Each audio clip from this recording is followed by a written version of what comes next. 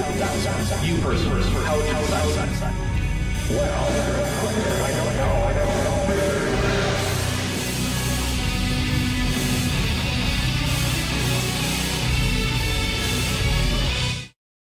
Hey there, everybody. Welcome to Dapper Reacts number 161. How is everybody? Wait, this is Dapper Reacts. This is Kent with Vent. What show am I even doing? Ah! You got it right on the second try. Whatever. That's pretty good. I'm terrible at this. I should just cancel myself. All right, everybody. Dapper Dinosaur is canceled. Okay, go home. You don't have, you don't have to go home. You just can't stay here. No, you can stay here. It's fine. You can stay here. Good. So Bent, how you doing? Doing well. I got free pizza the other day. I'm pretty excited about that. Yeah, you did. Chat got you some free pizza. Thank you, chat. Yeah, much appreciated. In order to get free pizza again, we need to get the funding thing to 94%. And remember, if it gets to 100%, then Bent wears a tutu on the next Kent with Bent. So, you know, make Bent wear a tutu if you want. I will do it. Yeah, Dapper's professional. You know what that is? A good Dapper's a professional. I'll take a drink for that. That's a good point. Roshan, Hexagon Smasher Keller. Bent, what are you drinking today? Got Mountain Dew Baja Blast. Very my nice. favorite beverage of all time. And then some strawberry lemonade as a backup. I am continuing with mixing limoncello and lapsang souchong tea because I bought a whole bottle of limoncello and I don't know what else I'm going to do with it, so I'm continuing to drink that. And Damien, forever level 0, McLagan says, judging by the title, Kent is divorced again, and yes. So, well, okay, yes and no, right? He has had 3 women whom he's called wives. He has divorced none of them, because technically he was never legally married to any of them. So, quote-unquote, divorcing them is no more difficult than any other breakup, right? So, yeah, so basically, Kent first had Jo.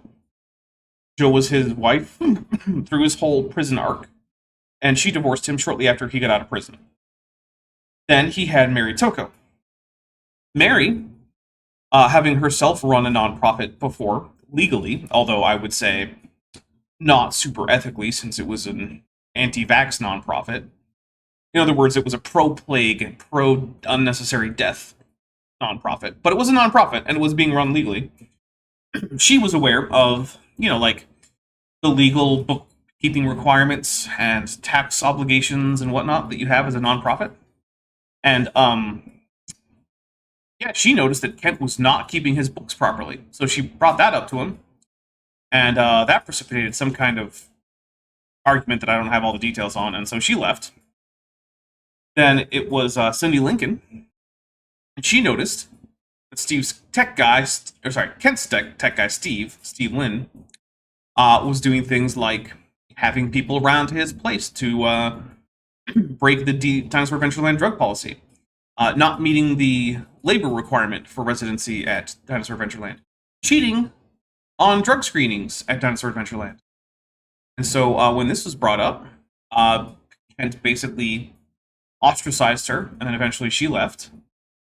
And also, apparently, it was found that Steve Lynn had been filming amateur pornography at the house that he was living in, owned by Kent Hovind. That all got swept under the rug, so that was interesting.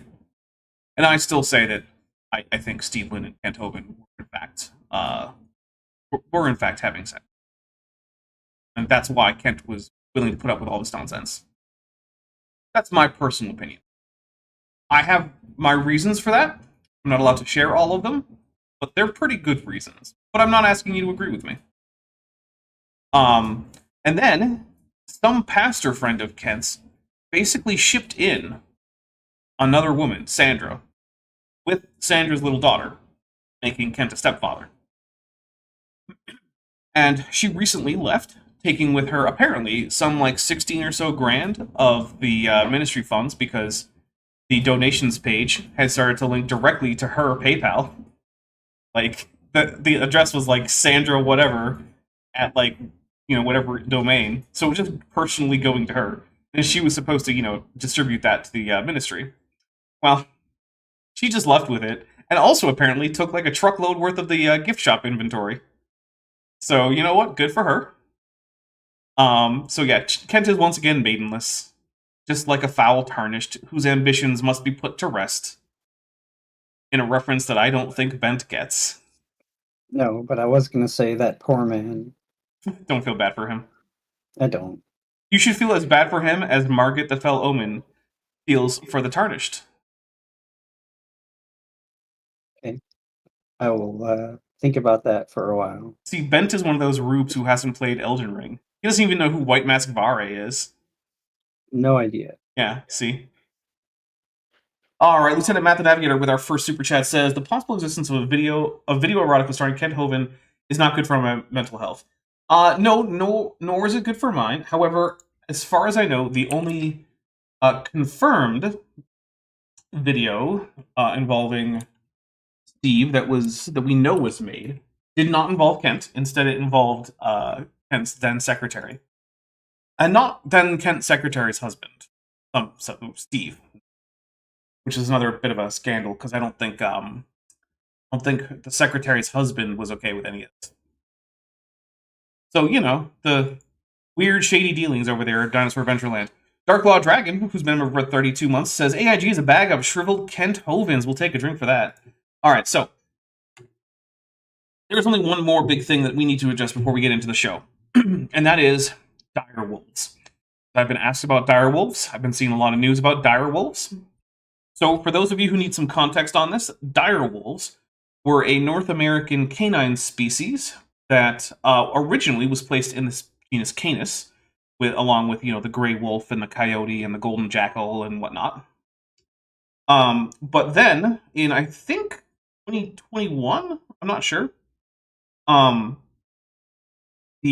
was a genomic analysis, which instead determined that it deserved not only to be in its own genus, but that the direwolf, now Ionoscion instead of Canis Scion, Ionoscion dirus instead of Canis dirus, was actually the most basally branching member of the subfamily Caninae, or the canines, which means that it is very much not a gray wolf.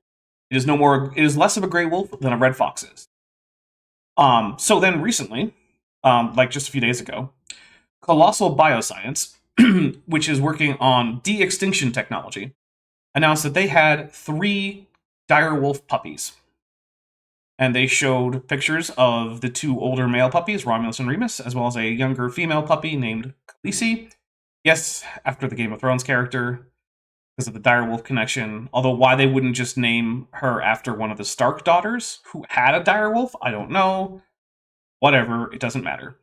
But they claimed that these were in fact direwolf puppies, back from the dead after being extinct for some 12,000 or so years. Okay, so what did they actually do? They took, they claimed to have constructed an entire direwolf genome, which, okay. And then they compared it to a gray wolf genome and picked 14 alleles from the direwolf genome that they thought would be key to the appearance and behavior of a direwolf versus a gray wolf. And then they picked another 6 or so just actually extant wolf alleles that they thought were also consistent with a direwolf-like morphology. And then they edited some gray wolf genomes to contain these 20 specific alleles that they have chosen. And then removed the nucleus from a gray wolf ovum, placed a new nucleus with their somewhat synthetic, genetically engineered gray wolf genome into the ovum, then implanted those ova into the uteruses of domesticated dogs. And of the, I think they said they had something like 20-something embryos that they did this with. Apparently 3 total have managed to come to term, which is pretty normal for in vitro fertilization, actually implanting and coming to full term, whatever. And these 3 puppies are the result of that. The problem is that direwolves and wolves shared a common ancestor something like 6 million years ago. right? Which means that of the, I think it's like 2.5-ish gigabase pairs in the genome, you're going to get way more than 20 different allelic differences between direwolves and gray wolves. What has been created are neat-looking gray wolf puppies that will look and maybe act a little bit like direwolves. They're not direwolves. Now, they are saying that what they would like to do is work on getting puppies that are more and more genetically identical to their direwolf genome. And if they manage to get something that is essentially 100% just a synthetic copy of the direwolf genome into a wolf that then gives birth to a puppy with this genome, at that point, I might be willing to say, yeah, you have managed to de-extinct the direwolves. But 14 direwolf alleles out of 20 modified alleles out of the probably about 20,000 gene genome of a gray wolf? Yeah, that's not a direwolf. Sorry. It's cool. Puppies look cool. I hope they live happy, healthy, long gray wolf lives. But they're not direwolf. Okay. We got a few things here. Let's see. Find and Finish Journey for $2.22 says, Hail Nero, Hail Daps, Hail Bent, and Hail Looting Dinosaur Adventureland. Dutch Mammoths Never Saw Snow Tunicate for $2 says, Cheers to Kent's maidenlessness. Maidenlessness. Yes, that is definitely a word. Team OMB Formula 1 Dog Racing for $2 says, Married to Kent and all I got were these t-shirts. Hey, I'm sure she got lots and lots of apricot seeds too. Let's see. Fearmonger has been a member for 29 months, is at the touchball level, and says, no mammoths. Seems like a big A scam. Oh, big ass scam as AIG, which are a bag of dicks. We'll take a drink. Thank you. So they are working on mammoths. If you remember, a few months ago, there was a story about the woolly mice that had genetic code from mammoth DNA spliced in to give them more mammoth-like fur as mice. That was by the same company, Colossal Bioscience. The thing is, though, it is harder to do this kind of thing with elephants, right? Because it's pretty easy to get a fertile domesticated dog to implant your experimental embryo in. It's a lot harder to get a fertile Asian elephant to implant your genetically engineered Asian elephant embryos in. Yeah, like, it's just a whole lot more work and a whole lot more expense. It's more dangerous. Also, there are more laws protecting Asian elephants because, they're wildlife and not pets. So yeah, it's a lot of extra work. They're also working on a thylacine comeback. So Tasmanian tigers coming back is one of their goals. That knows if that's going to happen. I doubt it. There are no particularly close relatives of the thylacine left, but I mean, look, it might be cool if it happens, and I'm open to the possibility that reintroducing keystone species that were recently made extinct by humans into environments that still exist that are now missing them could be a good thing for conservation, right? Like, I'm open to that argument. And they're working on that. But, like, don't buy into all the hype, because there's too much hype around it. Rail Gatubella for $2 says, I want them to engineer lycanthropy next. And Roach in a Hexagon Smasher Keller for $2 says, but that's just a gray wolf with extra steps. Yes, it is indeed just a gray wolf with extra steps. But it's a cool gray wolf, I will say. Scoop23 for $2 says, favorite animal mention, elephants.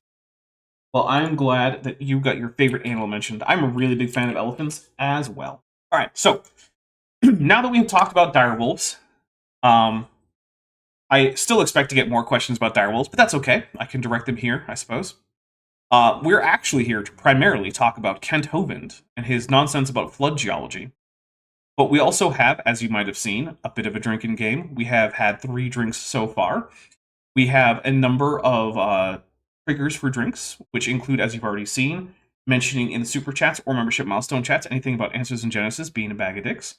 Also, Dapper's a professional. If I screw up the production of this, if I call it the wrong name, or I switch to the wrong scene, or I fail to unmute myself, or bent, or something like that, that's a Dapper's a professional. It does not count if a computer program crashes, or the internet goes out, or, I don't know, Google's headquarters sets on fire.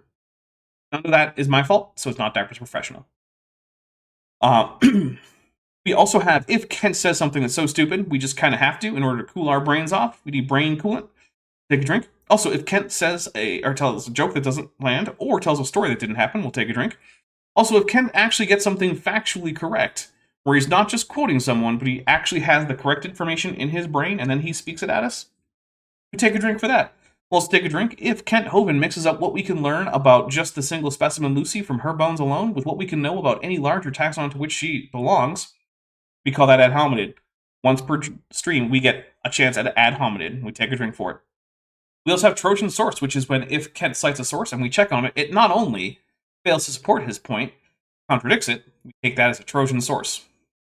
We'll also take a drink if Kent Hovind mentions that political party that was really popular in Germany in like the 1930s and 40s, and that, Musk is trying to bring on back. Take a drink for that. We will also take a drink if either Bent or I can successfully predict what Kent is going to say next, where it's not all immediately obvious. We will also take a drink if anyone super chats or membership milestone chats anything with any of the kaiju emoji. And also, we'll take a drink for each gifted membership up to about 30. After that, I'll just finish my drink and go get another one. And do remember, actually, this is me announcing, I suppose.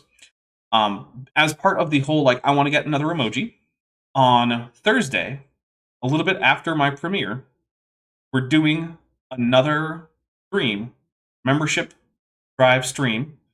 We're going to start with a 1-hour timer. Every single membership you give is going to extend that timer, and we're going to see how long we can go. We've got a whole bunch of stuff, like a big long video ready to respond to.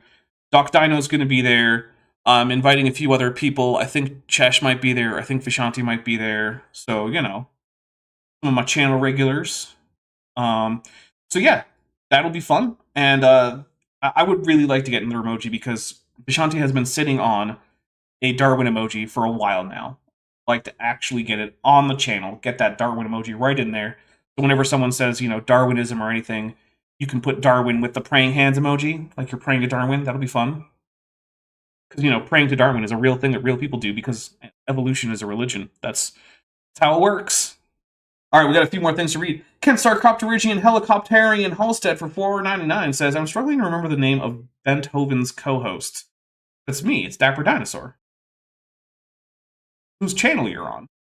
Tiktaalik, Episode 3, Revenge of the Fish, who's been a member for 35 months, says, coincidentally, Direwolves, genetically modified gray wolves, and Kent's favorite employee are all predators, allegedly, for legal reasons.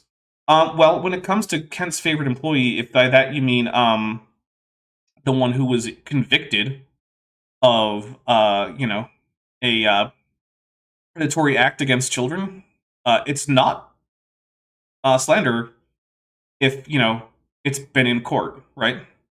That's why it's not slander if I say, I don't know, Donald Trump is a rapist, because that's already been adjudicated in court.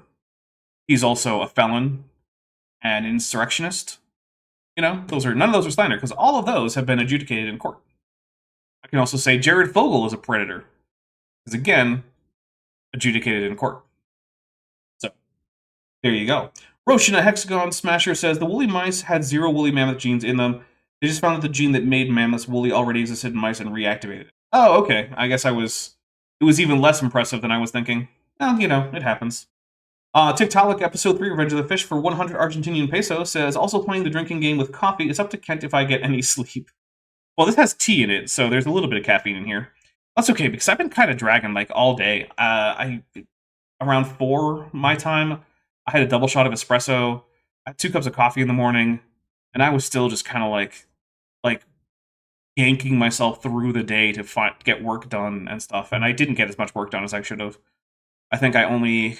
I took my 30-part script, and I think I made it to close to 70 parts, which is not nearly enough. But hey, you know what? We'll get there.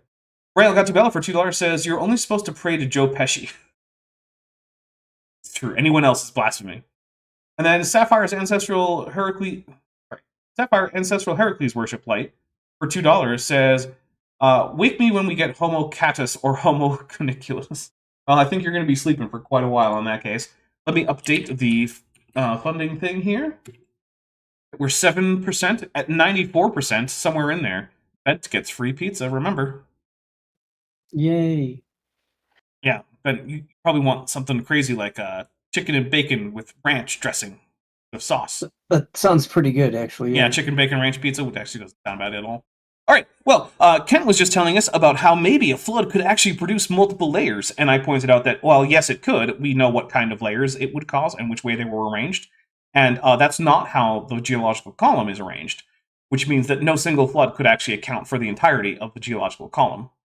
And we only have a few more minutes worth of Kent on this particular episode, and then we're going to head over to a different episode from Kent, CSE 103 class, sorry, 104 class 3.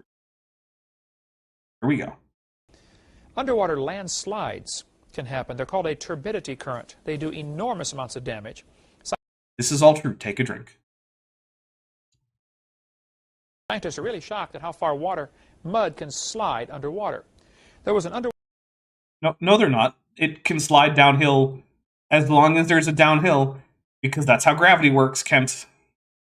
What would stop it? It's just gravity. Kent doesn't know how gravity works. Okay. No, he doesn't. Water landslide that cut the transatlantic cable. The mudslide was going 70 miles an hour underwater. Okay. Fastest sub, probably 30, 35 miles an hour. I don't actually know how fast the fastest subs are, but that doesn't seem like a crazy estimate. As long as you're going for knots instead of miles an hour, but like whatever, it's not that big of a difference. 70 miles an hour. Cut off the transatlantic cable. Sorry. Okay. Swirling waters are going to deposit animals in... Just no point to that anecdote. It's just like, hey guys, this one thing once destroyed a transatlantic internet cable. How cool is that? Okay. Thanks, Kent. Lieutenant Math Navigator for $5 says, multiple layers may also be created by the esoteric technique known as baking. Yeah. I really don't get why Kent goes on some of the tangents he does. Like, oh, there was a 70-mile-an-hour mudslide underwater. Okay, let me change topic to vortices. I don't know if you guys know, but a vortex in the water is not the same thing as a mudslide under the water.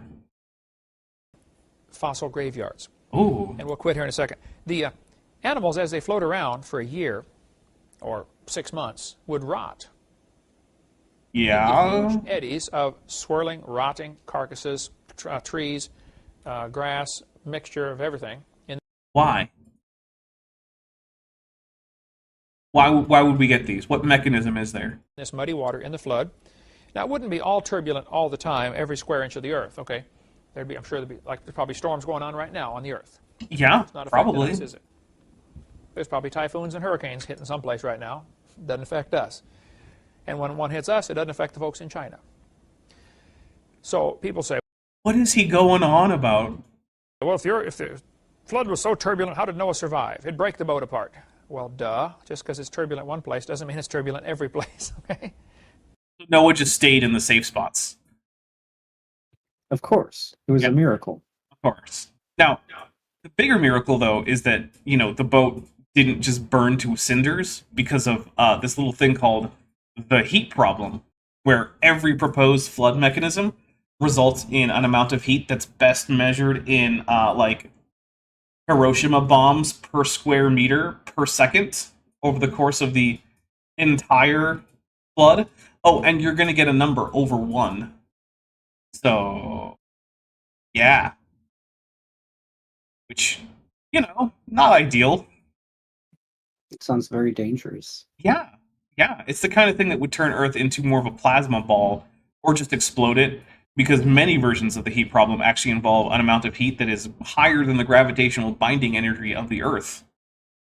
Jeez. Yeah, so in case you guys don't know, gravitational binding energy is how much energy basically is present under all the parts of the Earth that are gravitationally bound, which is most of it, right? Because most of the things you encounter in your daily life are actually chemically bound together or mechanically bound together. Like if you pick up, like I have my glass here. My glass is chemically bonded, right?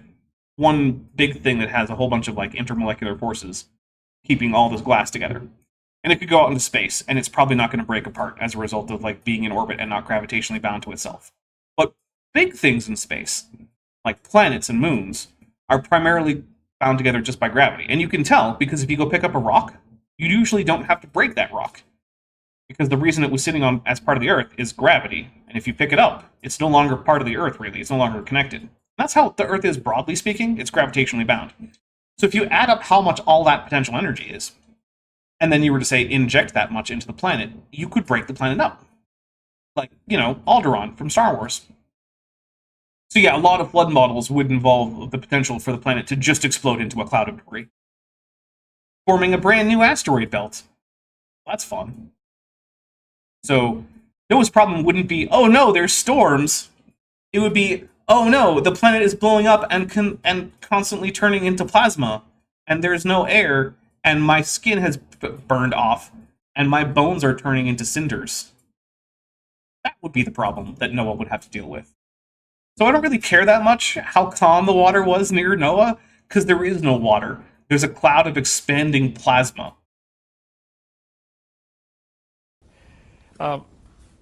As these animals rot, they're going to become what's called disarticulated. The bones are going to come loose from each other. Okay. And they're going to end up buried in tangled up messes. Notice the dinosaur backbone here. There's no legs, no ribs, no head. I think that's a drawing. It looks like a pencil drawing. Yeah, that looks like a drawing to me. Also, I'm familiar with this case, and that's a whale. It's not even a dinosaur. A whale. So, you wouldn't really expect it to have a lot in the way of legs attached to it, because it's a whale. The tailbone, or bones of a whale. Just the backbone. And, importantly, no teeth marks. Look at the one above the guy's head here. You see the backbone is bent backwards? Actually, yeah, it looks like it probably is bent backwards. Those look like neural processes on the bottom. These animals were rotting in water before they were buried.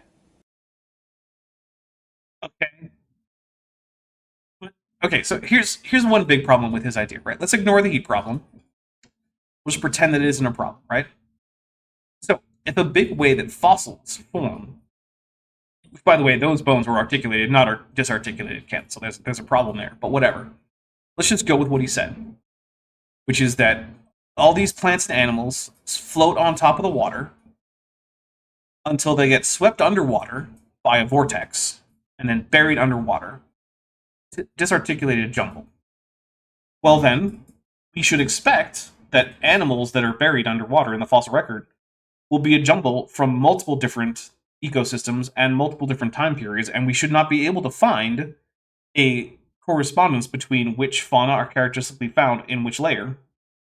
But Bent, I'm pretty sure that you know that each layer of the fossil-bearing record of, rocks of the Earth have characteristic animals and plants in them that aren't found in other layers. Mm-hmm. And so, like, if you were looking in a layer where you're going to find Triceratops or Tyrannosaurus, you're not going to find Iguanodon or Arizonosaurus or trilobites. Yeah, that would be weird. Right. But that's exactly what Kent's model should produce. And yet that's not what we find. So we've already pre-falsified this. Because we know what should be the case if Kent is right. We know that that's not the case. So this argument is already defeated. I mean, thanks for playing, I guess, Kent. Kent Sarcopterygian Helicopterian Halstead for $4.99 says, Moses' boat didn't burn up because he didn't have a copy of Principles of Geology on board. He was a good young Earth creationist Christian. I like the idea that Noah could be a Christian before, Jesus. You know what, though? It's King James all the way. If it was good enough for Paul, it's good enough for me. It's, Exactly. what you tell all these crazy non-KJV only guys. Admiral Snappy Turtle, who's been a member for 2 months and is at the Amnio level, says, excited to see 7 of 12 in the new Star Trek series you're doing, Dapper. Can you tell us more about the series and what happened to the old crew? Okay, so I can tell you a little bit more about the series. This is my upcoming Star Trek Adventures actual play. It's starting on Friday. That's right. We're going to be starting this week. And so this is a new crew that has been assigned to the USS Kongzi, an Obena-class starship stationed at Starbase 634 Narendra Station in the Beta Quadrant, near the sort of frontiers of the Klingon Empire. And they are exploring a relatively unexplored section of the Beta Quadrant called the Shackleton Expanse, which is known for spatial anomalies and sensor ghosts, and it's sort of like the Bermuda Triangle of Star Trek. As to what happened to the previous crew, that is something I cannot reveal. But it has been 113 years, so I can tell you that with the possible exceptions of Willem Tok and Dr. Tregan, they're all dead. So, there is that. Oh, here we go. Let's get more content. I almost tried to click play on my OBS. That's not how this works. OBS does not control my media player. If they were being torn apart by scavengers, you would have teeth marks on the bones. You don't. Okay. And I mean, we do in many cases. That's the thing, though, right?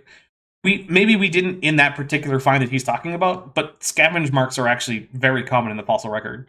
So, like, I don't know. In fact, we have examples of like scavenging marks that are so well characterized that we even know who made them.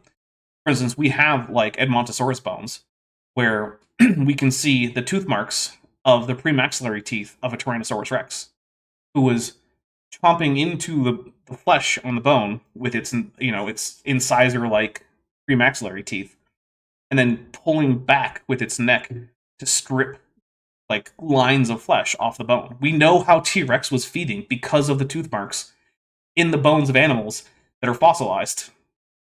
So Kent is right that not all bones have scavenging marks, but some sure do. So, like, I don't know what point he's trying to make.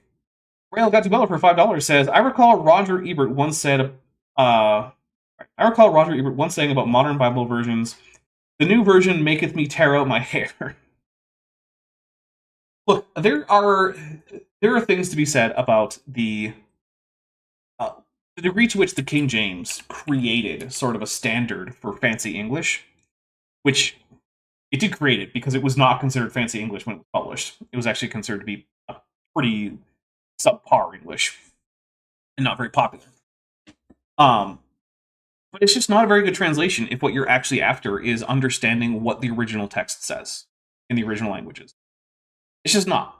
Between it being based on relatively late and relatively poor quality manuscripts, as well as just mistakes that are in it, as well as the fact that even in places where it was accurately translated, and it was being translated from texts that accurately reflect what we think is roughly our closest guess to the original, there are places where the words that were used no longer mean to us now, here in 2025, what they would have meant to an audience in 1611.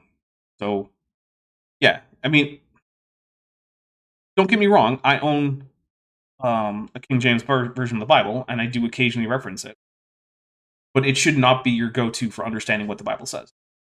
Lieutenant Matt, the Navigator, for $2 says, you mean T-Rex did a line of Hadrosaur? Multiple lines, most likely. Yeah. Enough to kill an Edmontosaurus. Aha. Alright, here we go. And we'll take that up next class about continuing on the Hovind theory. If you can hang on that long or fast forward the tape, if you're watching the tape, we'll get there next time. Thank you so much. Well, I'm not watching a tape. I'm watching a YouTube video that I definitely didn't download. Don't even worry about that. So let's see if can. And can you still see it? Yes, I can. Wow, that worked pretty seamlessly. Yeah. It's nice. Oh. Okay, welcome to Class 104. We're going to try to finish the whole seminar in 104. Let's see. Rail got to Bella for $2 says KGV onlyists are Ricky Bobby praying to baby Jesus. And then Admiral Snappy Turtle says, thank you for answering my question about the Star Trek series. You are welcome. Look, I'm looking forward to this. We're going to get, one of the things I'm really looking forward to is we're going to get to have a whole new set of supporting characters that we can name after channel members. And this is the first time I'm revealing this. But if a supporting character comes back for a third appearance, Chesh has said that she will make character art for that character so that we can show off their portrait and give them their own specific token and everything. I don't want to do it for every single supporting character because sometimes they're just one-off persons, and I don't feel like it's fair to Chesh to say, hey, this one character occurred once in one episode. Think you could draw him? That's not fair. Especially since I'm not paying her for this. But with 3, that's becoming a recurring character. That's getting to, like, you know, Lieutenant Broccoli kind of status. Maybe even Garrick status. Roshina Hexagon Smasher Keller for $4.99 says, Kent having a globe on his desk just proves he's part of the Globus conspiracy. That's true. That is true. He in fact has tried to defend the globe. It was pathetic and very disappointing, but he did do it. So, his best argument was flat earthers are morons, which is true, but it's not very helpful. We left off talking about what might have happened during the flood in the days of Noah, how that moving water automatically separates part. Okay, hey cameraman, adjust your exposure to be a little bit lower.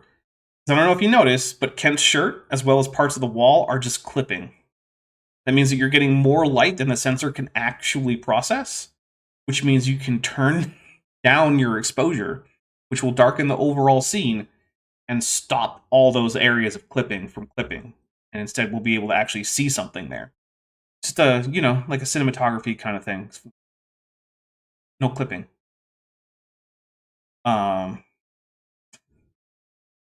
Theory Words of a King 7 times Purified says, but friends don't pay friends. Also, you're giving her exposure. I mean, look, if this were actually like this show that she were producing, because she's producing the show, I mean, I would pay her for this. This is a lot more work than just some Star Trek thing that we're doing mostly for fun. And I mean, while the channel is monetized, the reason it's monetized is so that I can kick that money back into the expenses that it takes to play the games. Because right now that channel is a money loser, right? Because I buy the books, I buy software, I buy tile packs on Roll20 and things like that, right? And so the reason it's monetized, the reason I ask for memberships and super chats over there, is just to help offset that.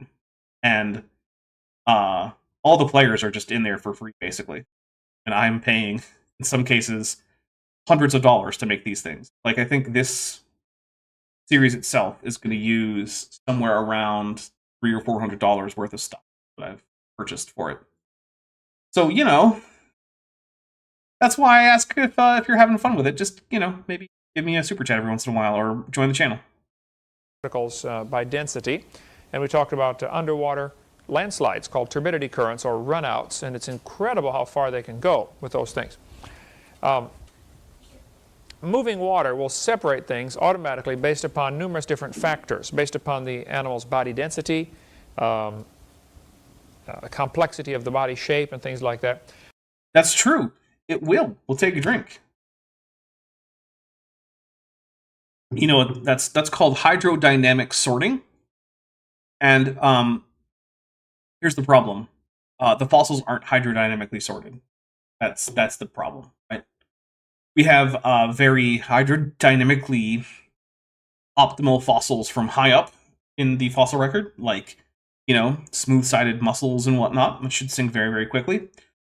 But they're way up at the top. And then we have relatively complex, low-density things like, I don't know, Lagurpitids or something. Not Lagurpitids, what am I thinking? I am thinking of Lagurpitids. In, like, the Triassic. Why aren't they up much higher? Why are the birds higher than the pterosaurs when both of them should be very, very high up at the top in a A hydrodynamic sorting sort of mechanism.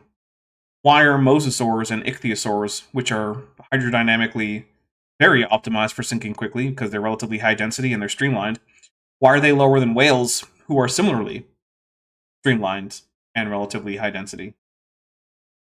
I don't know. I don't have an answer. It's almost like hydrodynamic sorting can't explain the order of the fossils, and therefore you can't rely on it as a way to explain away the fossil record.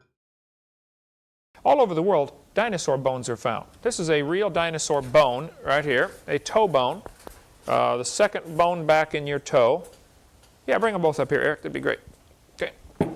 Fossils are found literally all over the world. It's just unbelievable how I mean, that's true. Take a drink. many dead animals there are still buried in the rock. Here's an ammonite, a good-sized one. We'll have a small one here in a minute. For 200 Argentinian pesos, Tiktaalik Episode 3 Revenge of the Fish says, remember all, Confucius Ornis were heavier and denser than every single mammoth. Yeah, there's one there. Oh, drink once for Mothra. I forgot to say that Mothra and Ghidorah might come by. And they just did. Gantry, the parthenogenic golem for $4.99 says, surrender all earthly possessions to the dapper dinosaur. Do not do that. I disagree. Only surrender those things which you can afford to. Because I am not here to lead a cult. I'm not here to reduce your standard of living. I'm not here to make you skip out on your kids' orphanage bills or anything like that. Maybe the mortgage on your apartment. None of that stuff I'm here to do. What's so funny there, Bent? I know what you're doing. Okay. I approve. Good. Yeah, if you're gonna give me money, please make sure it is from your discretionary spending, like your entertainment budget, things like that. I do not want to be the cause of any financial hardships. So, yeah. I am not going to lock you in a room and demand that you guys give me however much money I think I deserve for running this thing, like I'm that one pastor from not too long ago who apparently had the ushers lock the congregation inside until they gave him enough money. Yeah, that was a thing. I don't know all of the details, but I'm hoping that someone called 911 or something. Yeah, that's really not okay. No, that's just kidnapping. It's kidnapping a lot Awful. of people. Yeah. I'm hoping that pastor ends up with a long prison sentence. Because as much as I'm not a big fan of the U.S. incarceration system, there are some things where it's no, you deserve to be put away for some time. Yeah, that's fine. No, Ramda puts for $5 says, surrendering some earthly possessions. Yeah, surrendering some earthly possessions to Dapper Dinosaur. Thank you. I do appreciate that.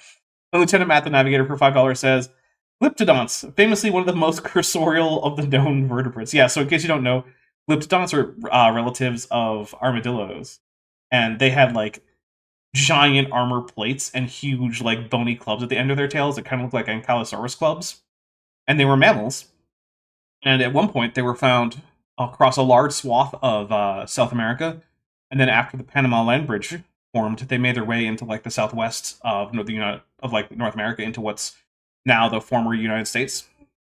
And they were slow and plodding and very, very heavy, and also found exclusively near the top of the fossil record, which doesn't make a whole lot of sense for any of the young Earth creationist proposed mechanisms for how fossils got sorted. Let's see. Gandry, the parthenogenic golem, who's been a member for 16 months, and is at the tetrapod level, says, Godzilla, Mothra, Ghidorah. Forgot my drinks. I will take a drink for that. Thank you very much. And then Tiktaalik, Episode 3, Revenge of the Fish, for 200 Argentinian pesos, says, remember, anything you donate to Dapper, God will return to you tenfold. I do not make that promise on God's behalf. That is between you and any God who may or may not exist. Or I guess may exist, because if he doesn't exist, then he's definitely not going to give you anything. Because that's how it works, being non-existent. If there is a God, I make no promises. He or she, or it, or they, will repay you anything for your generosity. Kent Sarcopterygian Helicopterian Halstead for $4.99 says, I have it on good authority that Kent Hovind is here in the US illegally and is possibly armed. Might need to alert ICE. Okay. I am not going to recommend that you try to call ice on people. But also, Kent Hovind is definitely armed. That is not a secret. And by definitely armed, I mean, like, he's open about the fact that there is basically an arsenal over at Dinosaur Adventureland. Cindy Lincoln has told me that the Conaquew County Sheriff is wary about any reason he might have to go onto the property, Dinosaur Adventureland, because he knows that it's full of a bunch of heavily armed sovereign citizen nutbags. So, yeah. Which has also caused Cindy some problems in her various court cases about Kent, because, the sheriff's office is like, yeah, we could try to get a search warrant and whatnot, but we're not gonna, because we just don't want to go on the land. Because we don't want to get shot. So, yeah, Kent Hovind, he's taken his anti-government nonsense a lot farther than most people ever managed to, in that he has actually managed to intimidate into submission some level of law enforcement, such that if you step foot on Dinosaur Adventureland, you are no longer really under the protection or the enforcement of, like, Alabama law. You're just kind of on your own. So, maybe don't go there.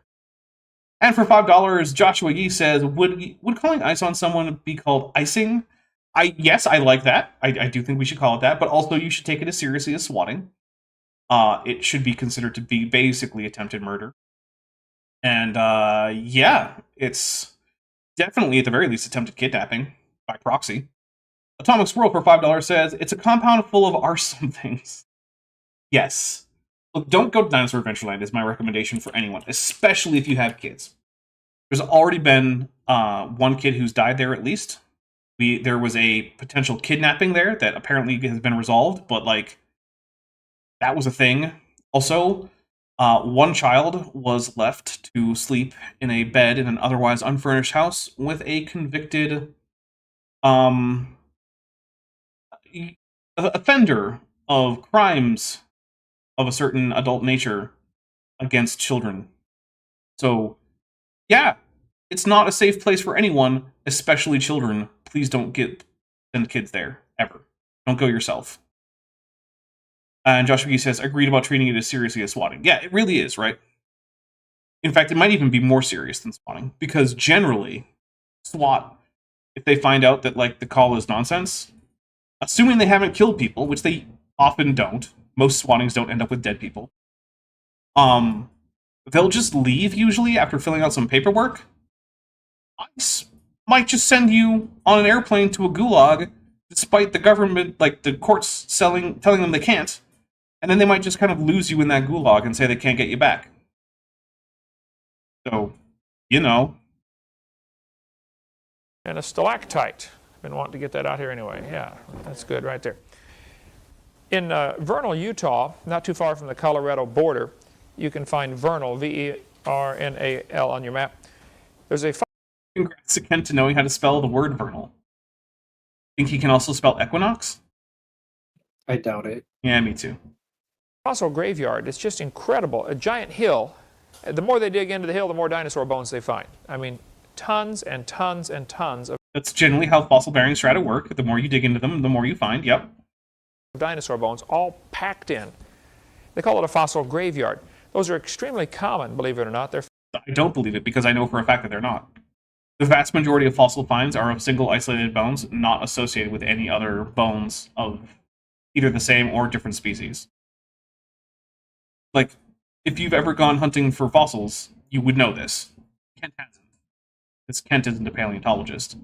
But if you ask an actual paleontologist, hey, where do you find most fossil bones? It's just scattered around. It's incredibly unusual to find a fossil graveyard, to the point that they often become famous. Like Dinosaur Provincial Park in Alberta, or the Dinosaur National Monument, which I think is in Montana? South Dakota? I don't remember actually. But it's famous for having a fossil graveyard. Or Ashfall Beds, which is a much more recent fossil deposit that's full of rhinos. It's also in North America. famous for being a fossil graveyard. Fossil graveyards become famous specifically because they're rare.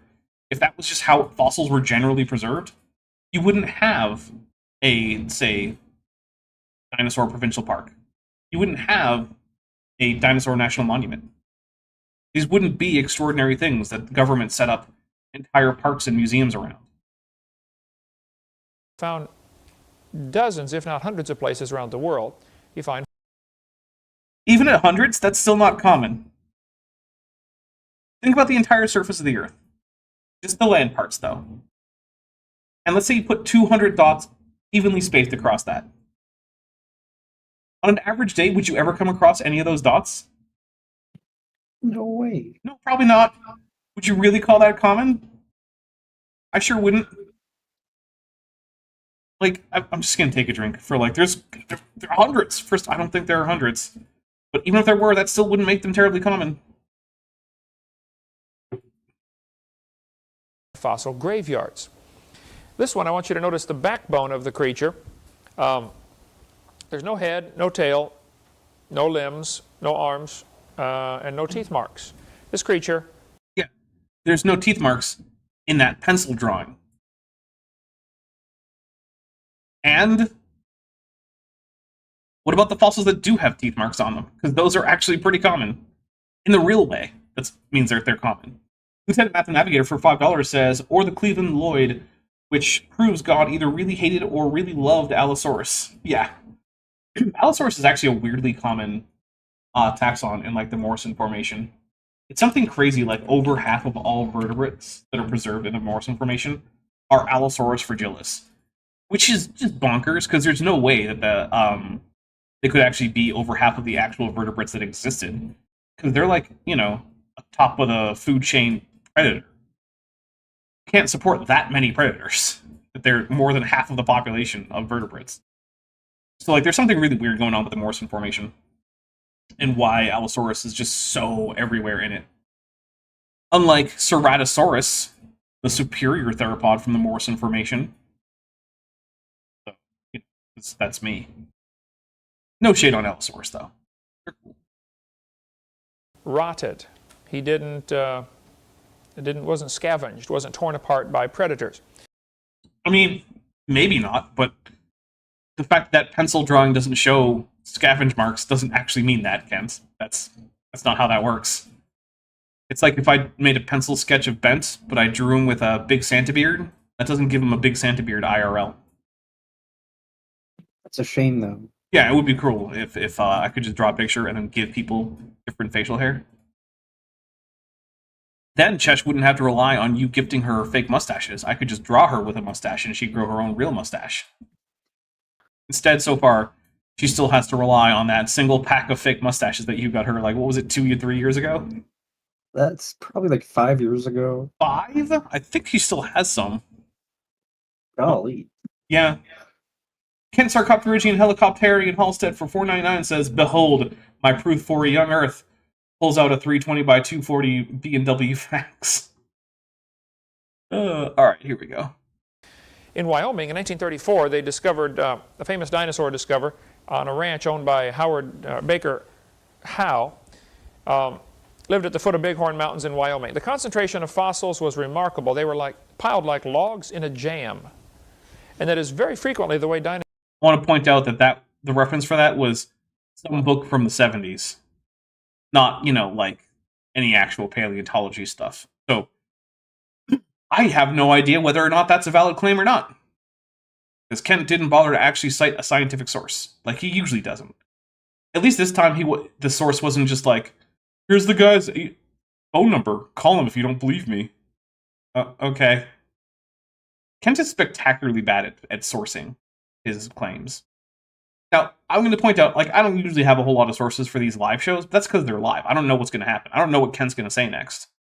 Right? But, like, my actual scripted videos, yeah, I go read through papers. Like, actual scientific papers. Dinosaur bones are found, or fossils, period, are found, just packed into an area. There's a monument in Texas after the Texans lost at the Alamo. Actually, you know, if you lose 110 men and you kill about 1,000 of the enemy, I think you win. But Well, that's not how battles work, Kent. That's incredibly dumb. I'm taking a drink for it, because again, it's incredibly dumb. Battles are about objectives, and if you fail to complete your objectives and the enemy completes their objectives, then the enemy has won, regardless of the relative casualty rates. Now, at the Alamo, that was an attempted defense of a static fortified emplacement by Texas rebels against the Army of Mexico. And because it was a standard or a standing fortification, generally speaking, you take out far more attackers at static defensive emplacements than they can take out of defenders. But since the goal of the rebels in Texas was to hold the fort, and the goal of the Mexican army was to take the fort, and the fort was taken, it doesn't matter what the relative casualties are, the Mexican army won at the Alamo. Period. And here's my obligatory thing to mention that the rebellion was by immigrants from the United States who wanted to keep slaves after Mexico had outlawed the practice. So the reason that there was even an uprising, because Americans became the one thing that apparently they now fear, immigrants. And then they decided that they wanted to keep people in bondage against the local laws of the country they had moved to. So, you know, when it comes to realizing right-wing fears about immigrants, it turns out Americans are more likely to do that than Mexicans are, because there's never been a reverse Mexican uprising in the United States in order for them to keep slaves after the US had outlawed it. That's never happened. TikTok, Episode 3, Revenge of the Fish, for 100 Argentinian pesos says, Dap, are you telling me that the guy who wrote Fine Verse Later, paraphrasing, in his college dissertation is bad at citing? Yes, in fact, I am telling you that. That is part of the point. KJV, get book title indeed. It's hard to believe, I know. They lost, okay? They lost at the Alamo. Yeah, they did. Santa Anna's army went marching across Texas, and the big Texas army caught them and defeated them very badly at the Battle of San Jacinto. There's a huge monument built there. If you ever go to Houston area, outside of Houston is the San Jacinto Monument. Go up and look at it real close. The entire monument is made out of huge blocks of stone. All of them are solid fossils. If they were solid fossils, then they'd fall apart. There has to be a cementing agent, Kent. Because otherwise, it would just be rubble and not a block of stone. I'm taking a drink. Because that's not how fossils or stone works. It's just giant blocks of stone, the size of this desk, cut and smoothed out and put together to build this giant monument out of all fossil material like this. Okay. Millions, probably billions of fossils in that thing. What are we supposed to take away from this, right? Because the fact is that both science and Ken Hovind's nonsense both predict that there will be fossil graveyards that occur. Kent is wrong about how often they occur, but, like, they do occur. That's not a surprise to anyone. So, like, what is the actual point? I don't know. Oh, drink for Mothra. Mothra's here. Hi, Mothra. Alright, here we go. Belgium, back in 1878, remarkable concentration of Iguanodon skeletons. Now, the Iguanodon, Eric, you'll need to know about this one. This was the first dinosaur found and put together. This was the one in it was the first one to be described in a way that could be called modern, like using anything like the modern scientific method of describing animals. It almost certainly was not the first dinosaur found or even attempted to be reassembled, but it was the first one where there was a real scientific rigor applied to that. So it's usually credited as being like the first dinosaur. It's also one of the two animals on which the idea of Dinosauria as a group was based, by Richard Owen, who used Megalosaurus and Iguanodon as his sort of examples of dinosaur, like what a dinosaur is. 1809, before the word dinosaur was even made up. The first dinosaur reassembled in modern times was the Iguanodon. Oh, okay, he said in modern times. That fixes all that. So you know what, Ken? Good job. Get that one right. We'll take a drink for you. And then we'll take a quick break, because I am running low on this tea and lemon mixture here, and I think it might be time for the coming attraction section for the new Star Trek game. Yeah, so hopefully I have that set up, and if not, well then we're just going to get Bent music, which is also cool. So win-win-win. I win, Bent wins, and you guys win.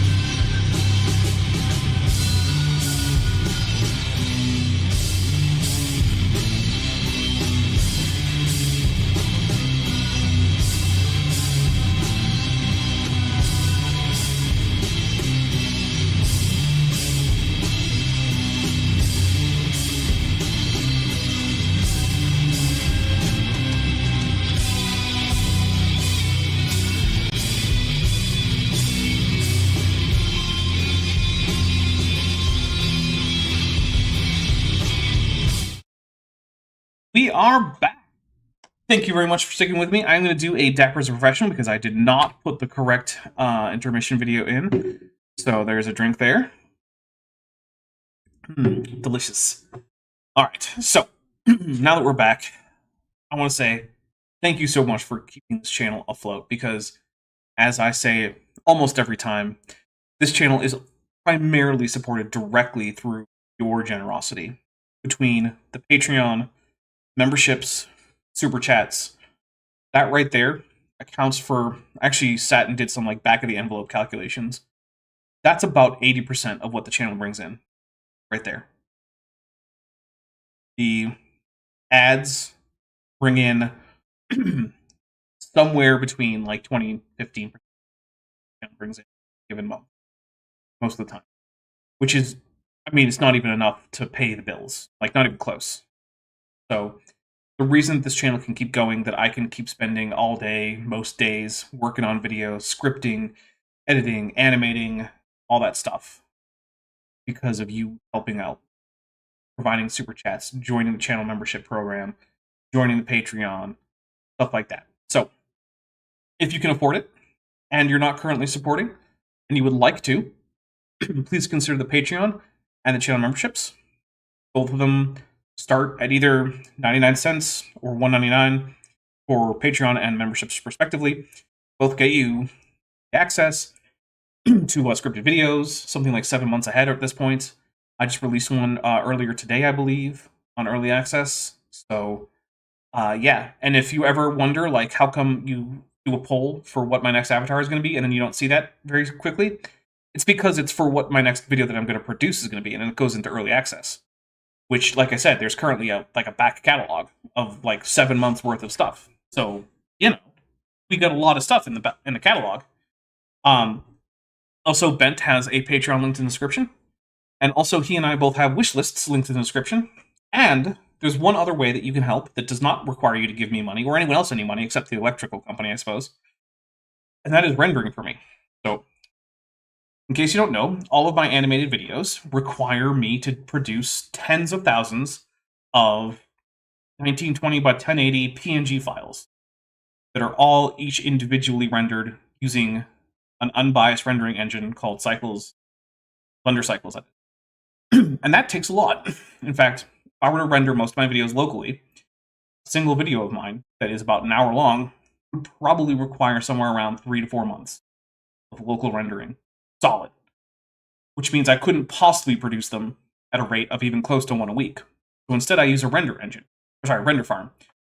And so free render farm, and the way it works is, when I render frames, I get points. When other people render my frames, it deducts points. How high in priority my frames are depend on how many points I have relative to other people.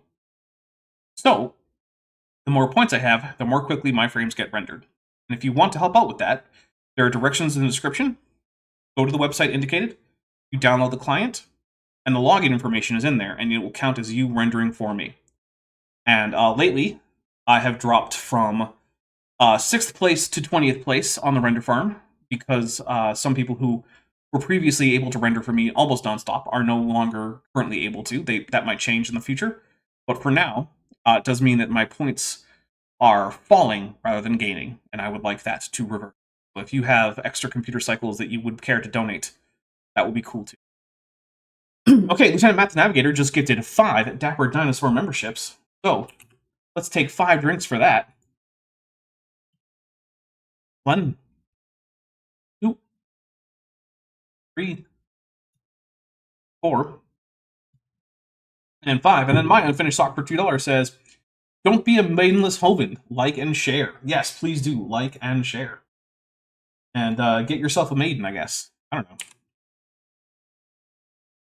It got the name because when they got the teeth, the dentist or the doctor who looked at these giant teeth that his wife had found, actually, he was in working on a patient, I think, and his wife is out there waiting in the buggy, and noticed some guys were digging a ditch to put in a drainage pipe or something, and they were digging through some fossils. And she said, "What are these?" They said, "We don't know. We find these things once in a while."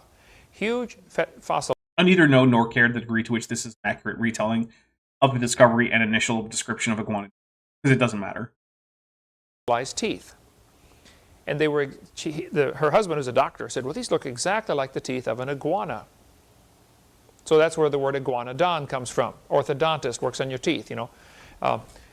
So the first one ever put together. I mean, he is right. It does mean iguana tooth, and it was named for the resemblance of the teeth of Iguanodon to iguanas. So I guess we'll take a drink. They put it together seriously wrong. Okay, they made a lot of mistakes when they reassembled it. If you handed you a package of bones and said, "Here, put it together," the chances of getting it right, they blew it.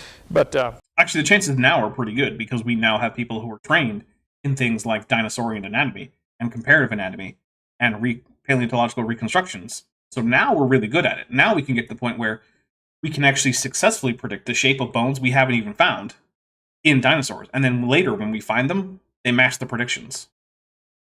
So, yeah, we're a lot better at it now.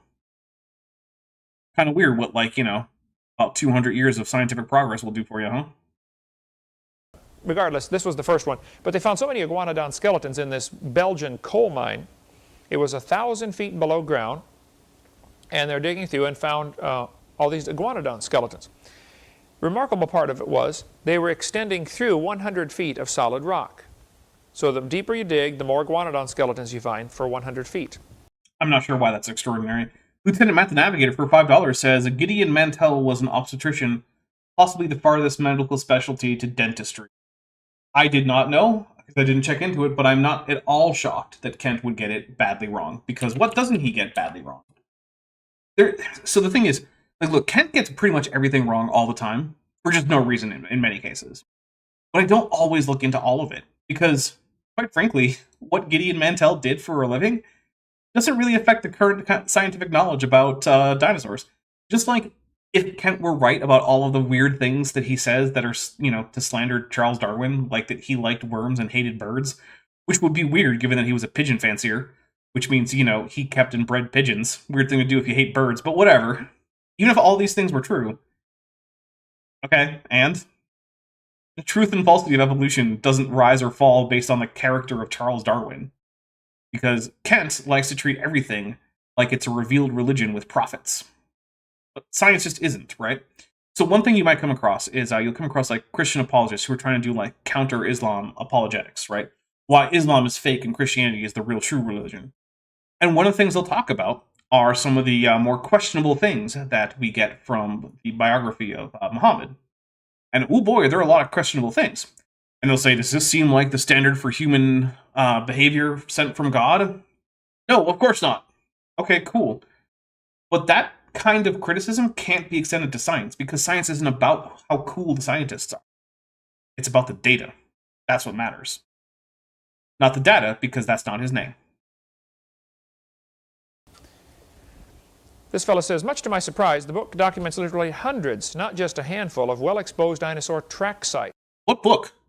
Who's saying this? Like, there's quotations here, but, like, what is this from? And also, this open quotation doesn't actually get capped anywhere. The rest of it's citation, I guess. Spread all over the world. These are dinosaur footprints. Eric, did you go to Dinosaur Valley State Park? Have you been to Texas? When you guys go to Texas in 2 weeks, oh, you're not going, that's right. I don't know if it's too far to drive, I think, for that one. If you get to Dallas area, it's about 50 miles southwest of Dallas. There are about, I'm going to say, several hundred dinosaur footprints in the rock. So here's a cool thing about footprints. They are often more common than body fossils, and there's a pretty good reason for it. Hey, Bent. What's up? How many feet do you have? 2. Okay. So if you fossilize, we could have max find 2 of your feet. Okay. But how many footprints have you left behind in your life? Probably more than 2. Yeah. So if any of them fossilized, we could have at maximum many, many more than 2. Mm-hmm. Yeah. So one animal can only ever leave behind one body fossil, but it can leave behind thousands, hundreds of thousands of footprints if you're lucky. So yeah, there's a good reason why ichnofossils, that is things like burrows, footprints, poop, why that's more common in many places than body fossils. Specifically because you can make a lot of those in a lifetime, whereas you can only ever make one body fossil. Possible exception of things like sheds, right? Like we have a lot of shed trilobite exoskeletons that weren't actually the body of the animal after it died. It's just the exoskeleton after it was shed. So like that might be like an in-between sort of thing. But when it comes to vertebrates, yeah, that's not really how it works. You get to Holyoke, Massachusetts, which is right just about dead center of Massachusetts. There's Hey, quite a few dinosaur footprints. There's a little sign about yay big, dinosaur tracks. Yep. Actually, in Massachusetts, the only dinosaur fossils that are there are footprints. There are no body fossils of any dinosaurs. Much to, younger, dapper chagrin. You're driving down the highway and you stop and you walk down in the valley and there's dinosaur footprints all over in the solid rock. They find them in Connecticut. So here's one thing. Kent thinks that all of these layers are being formed under a violent vortex of like flood water and sediment. How would that preserve a footprint? How would you even walk on that for there to be a footprint to be preserved? It seems kind of hard to explain there. Because in order to make a fossilized footprint, right, you have to be walking along something that has enough moisture and enough structure that when you step, it leaves behind a clear impression of your foot. But then that has to dry out to the extent that when later sediment is put on top of it, it actually retains its characteristic foot-like shape, which means that there has to be a significant period of drying in order to bake, essentially, the footprint in. You can't just have a soft footprint in some mud that then gets covered with new fresh mud, because then there's no footprint anymore. There's just mud. Sorry, I bumped my microphone. So Kent's idea that these are flood fossils requires that the flood have stopped for months in order to dry out a patch that is later going to be in the middle of these flood sediments. But the flood doesn't last that long. So, yeah, these Massachusetts footprints are also enough to completely debunk the idea that Noah's flood is responsible for the fossil-bearing strata. Then Roshna Hexagon Smasher Keller for $1.99 says, poop is best fossil. Says so much about pooper. It's true. Coprolites are actually a really, really important source of knowledge about ancient life. Like, for instance, we know that fur had evolved by the Permian because we found Permian coprolites with fur. So something ate something that had fur. Now, we don't know exactly which organisms had this fur because it hasn't been preserved in any body fossils, but we know for a fact there were furry things in the Permian. We know it specifically because of coprolites. And then Lieutenant Matt the Navigator for $5 says, you know, it is truly shocking that I find more intact food in my refrigerator than in my garbage disposal. Yeah, what a weird coincidence, right? Who'd have thought? Yeah, it's like Kent doesn't ever think about like what we might actually expect if science were just, right. Then Olivia Williams for $6.99 Beaverbuck says, so dapper, if you're several millions of years old, how were you a young Earth creationist, Ghidorah? It's called brainwashing. That's how. That's it. But I'll take a drink for it, and I already added to the counter. So thank you very much. Yep, I in fact was brainwashed. Literally, I would say hundreds of places around the world, dinosaur footprints are found in... I would say much more than hundreds. ...the rock. This fellow says, continuing here, tracks, trackways, nests, eggs, and coprolites, that's petrified dinosaur doo-doo, of the reptilian masters of the Mesozoic and are chronicled from all over the world. And the record is an impressive one, indeed in terms not only of abundance and geographic distribution, but also quality of preservation. Lockley and Gilbert report more than 400 dinosaur track sites in North and South America alone. And they... Okay, so what is this? Ekdale AA Dinosaur Tracks and Traces Review of Symposium Dinosaur Tracks and Traces, edited by D.D. Gillette and M.G. Lockley, New York, Cambridge University Press, 1989. Paleos? I'm not sure. April 1990, page 199. Gory Carpenter 5170. Oh, this is just the location. And, of course, a phone number. Some guy's phone number, once again, used as a citation. I'm taking a drink for some guy's phone number being in there as a citation. I love this. This is amazing. It wouldn't be a Kent Hovind presentation without just putting some guy's phone number in as a citation. Classic Kent. It really is. It's right up there with like KJV get book title. Like, yeah. It's...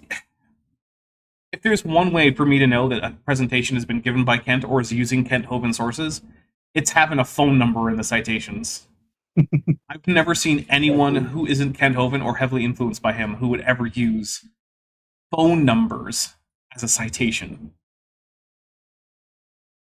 Especially note 12 large localities around the world that contain more than 1,000 individual tracks and or more than 100 different trackways. Now, a trackway is a series of tracks in a row. Right foot, left foot, right foot, left foot. Mm-hmm. More than 100 tracks in a row in a trackway. Robert Bloom, South African paleontologist, estimated there are 800,000 million skeletons of vertebrate animals, animals with backbones of vertebrate, in the Karu Formation. This is in Africa. Just based on... Here's the cool thing. Armin Ra was recently in the Karu Formation on a fossil hunting expedition and found a few scattered fragments here and there. It is, in fact, if I remember correctly, a Permian formation, so you're not going to find any dinosaurs. But you will find a whole lot of synapsids, which are the group to which mammals belong, and which were the dominant megafauna during the Permian. So, hooray for synapsids. Ben, you're a synapsid. I did it. Yeah, so did your dogs are Yeah. also synapsids. So you I should knew give they could do it too. you should give them a treat for being a synapsid. Maybe after the show I will. Okay. Good job, dogs. How many bones they find? They said, well, there's probably, we know how big this area is where we find these bones. There's probably 800,000 million. I mean, I don't know what to do with that number. Is it big number, therefore God? Is that the argument? Only a flood could result in lots and lots of skeletons? Because, I mean, so could just millions of years of a formation being formed. Over the course of a million years, a lot of animals are going to be born and die and, turned into skeletons. It was the middle of a desert, which is a pretty good place for fossil preservation, because bones tend to last a really long time out in the dry desert. That's 800 billion animals. Now, the skeptics have said, if each of these animals was the average size of a fox, Weird presupposition, but go on. the world would not be big enough to handle this many animals. You couldn't feed them. That's probably true. Which seems like a problem for the flood, right? In that there are too many fossils. And the thing is, it's not just the Karu Formation, right? It's like all of the biogenic limestone, all of the fossils from all the fossil-bearing strata, including the fact that we know that most fossil-bearing strata have been eroded into nothing, because we know where they were, right? So, like, there are too many organisms to just physically fit on the planet as living things, right? Like, you couldn't do photosynthesis because the Earth would just be a solid gelatinous mass of microorganisms covering a solid squirming mass of vertebrates, themselves covering an even grosser squirming mass of, like, mollusks. Like, it's... Remember that Star Trek episode where there's this person and her entire mission is to get a horrible deadly plague and bring it back to her planet because there's too damn many people? No. Why don't I That's- remember that? I don't know. You need to remember more Star Trek. It was original series. Yeah. It's like I we don't can cure her, and the guy from her planet's like, no, there's too many of us. No one has any privacy. We're all elbow to elbow. We're just walking around, and then like he opens a window, and there's just like a small crowd because budget of like people like bumping into each other just beyond the window. And she was like, she brought death back to the world because we had cured death, but we kept reproducing. Oh no! It's like, okay, yeah, that would be how Earth would be, but much, much worse. Also, now I wish I remember the name of that episode. If anyone knows the name of that episode, please let me know. My unfinished journey for 222 says, strongly suspect orthodontist part is made up. Yeah, there's a pretty good chance. Anytime Kent tells you someone's job, there's a pretty good chance he's wrong about that. Like that one guy who was like, digging for oil, and he dug 200 feet straight through a petrified redwood. And I'm like, did he though? Because that seems pretty unlikely. Skeptics use the Karu Formation as evidence against creation. They'll say, see, there's too many people, too many animals there. They couldn't all live in one place. Yeah, that's because it's true. Well, now that's silly.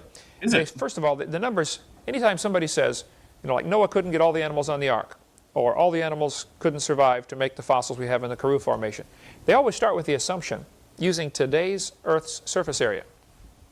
No, they're just, in this case, using the surface area of the Karu Formation, Kent. They're saying that we have this much area of the Karu Formation. There are too many fossilized animals in it to have all existed in this area at the same time. But they all had to have existed at the same time as living animals under the flood scenario. They couldn't have, so they didn't. Flood scenario doesn't explain it. It doesn't matter what the surface area of the land of the Earth is pre-flood. All that matters is the current surface area of the Karu Formation and the fossil density in the Karu Formation. Mark of Gideon, 3rd season, episode 16, says Lisa. Thank you very much. See, Bent, I told you it was a real episode, and you didn't believe me. I think I might watch that tonight Do it.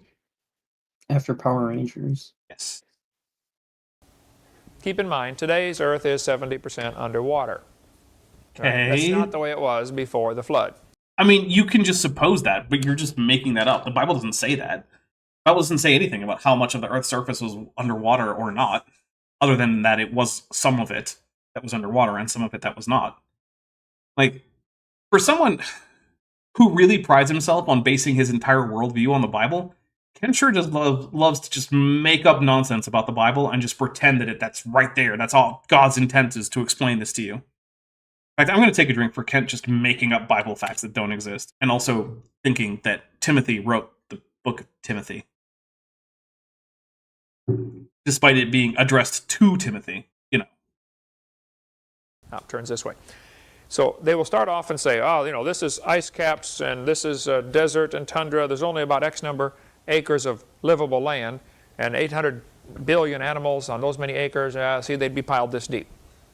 Yeah, but Kent, they're not estimating the entire Earth. They're just estimating the part of the world where they are actually physically found. Right? Like, if I come to a graveyard in a town, and I say, gee, this graveyard has 4,000 people in it, but the town is only big enough for 500 people, because it's a tiny little hamlet. It doesn't matter that the Earth has enough area for 5,000 people from the cemetery. It still means that that cemetery attached to that town has probably been in operation for a long time, and not all of those people were alive at the same time. There you go. That's it. That's the entire logic. The town's not big enough, so the cemetery probably took more than a day to fill in. Probably took centuries. That's it. That's the whole logic of this. You don't have to worry about, well, you know, the Earth has enough space for 4,000 people. Okay, do you think that the people interred in this cemetery came from literally all across the world to be buried here? Because that seems weird. That's not how cemeteries normally work. Yeah, look at the numbers you're multiplying is your problem, okay? They're using today's livable land surface. Nope, they're just using the Karu Formation size. If the Earth was totally habitable... So no oceans is Kent's idea here, apparently. Which I suspect it was, since the Bible says... Okay, I was just going to take a drink. The Bible absolutely does not say that the entire surface of the Earth was livable by humans. It definitely says in Genesis 1 that there were seas. There were green herb over all the earth. Genesis 1:30 for the... Yeah, but when it says earth there, Kent, it probably means land. Right? So it's Eretz is the Hebrew for earth there. And just like in English, earth might mean the entire world. But in cases when you're talking about plants, usually what you mean is the land. Right? Just like, say, in Spanish, right? We have the word tierra. Tierra can mean land, it can mean earth, it can mean the actual, like, soil that the earth is composed of, and you requires context. And if you're going to say that there was plants growing all over the earth, and the word earth frequently just means the land, you're going to have to use that as your default unless something in the text indicates that it actually means that there was no ocean. Because otherwise, all it's saying is there were plants covering the land, which, you know, for the most part is still true. Most land has plants. Even here, in one of the driest deserts out there, I can look outside and find plants. In fact, I did it earlier today because of something Dan Biddle said, which implied that there should be no life. So I went outside and I checked, and sure enough, not only were there animals, there were even plants. So, take that, Dan Biddle, who, by the way, I have come to the conclusion, is in fact dumber than Kent Hovind. Yeah. Lesbian That's Andrea. saying something. Oh, it really is. Lesbian Andrea, who's been a member for 17 months, is at the MDL level, says, finally catching a stream again. Godzilla, Godzilla, Godzilla. And we will take a drink. Thank you very much, and welcome back, Lesbian Andrea. The person whose screen name always reveals that I have a soft spot for portmanteaus. Animals eat the green herb, which is over all the earth. Probably totally habitable. Never mentions oceans. Okay. Just says there were seas. Okay, hold on. Let's pull up Genesis 1. Okay. I'm at Bible Gateway, right? And let's see.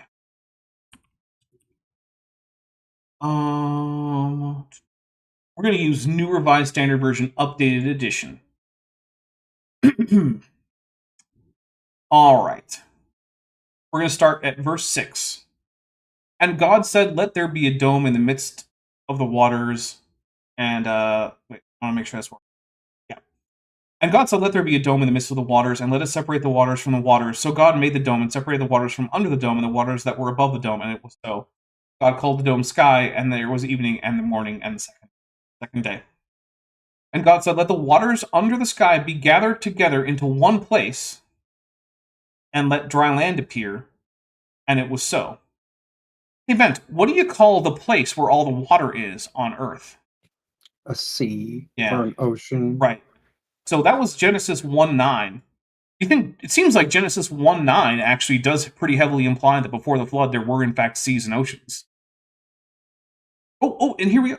God called the dry land earth, and the waters were gathered together called seas. God saw that it was good. Okay. So let's see what Genesis 1:10 is in Hebrew. 1:10. Oh, I forgot to type in Hebrew. Otherwise, it's just going to give me English. Going over to Bible Hub. Seas. Yamim. Plural of yam, which is just ocean or sea. In fact, if we click on it, we get seas, seashore, seas, seas. All right. Let's see. If we can just get...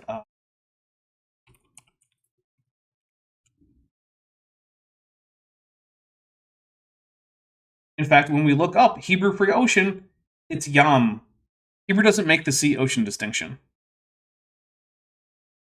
So another perfectly good translation is that God called the water oceans. So, with the claim, does the Bible indicate that there were oceans before the flood? The answer is yes, Kent. And that makes the Bible a Trojan source for you, Kent. You can't even properly cite the Bible.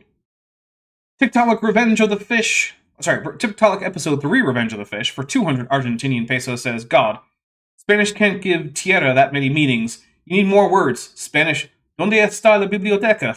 I don't bargain. Yeah, and by the way, it can have that many meanings. Spanish can do whatever it wants.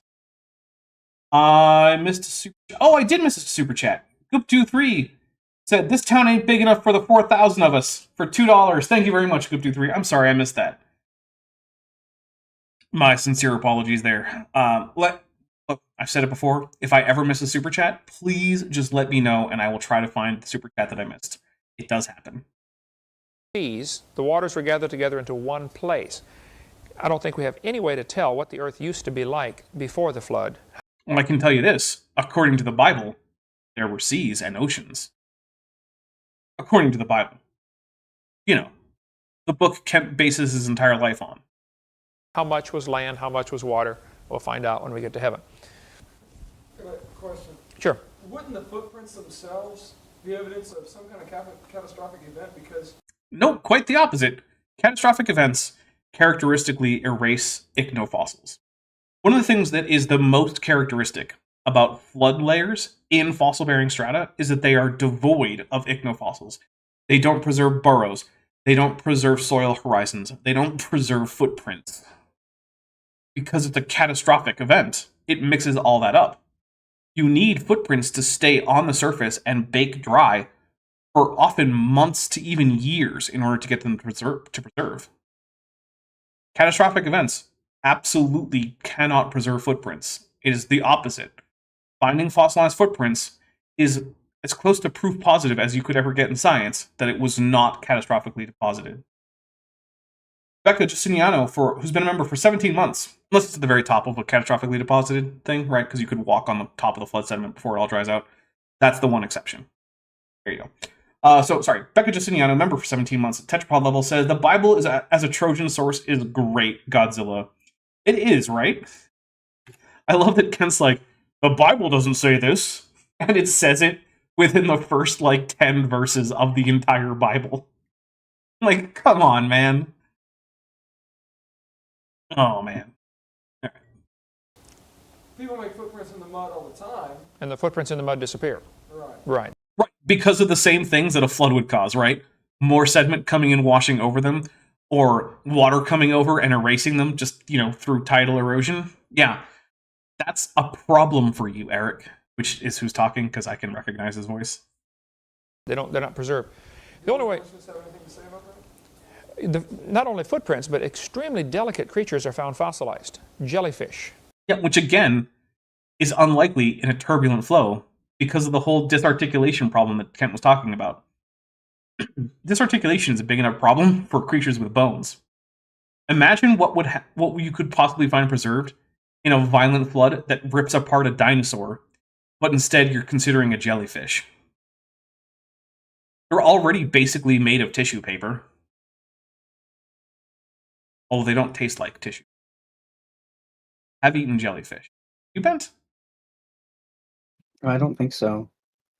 I had it in Singapore. Had a lot of weird Sounds good. stuff. It was okay. I wouldn't order it again. But Oh. you know what? I was in Singapore and I was like, there's a whole bunch of weird stuff on this menu. I'm going to eat all the weird stuff. So I just sat at a restaurant and ate as many weird stuff from the menu as I could, including like whole octopus and jellyfish and all sorts of I weird just stuff. ate dim sum in Singapore. That was all I ate. I ate a lot of dim over sum and in Hong over and Kong. over again. I was on a huge dim sum kick in Hong Kong. Yeah, it's so good. I spent so much on dim sum in Hong Kong.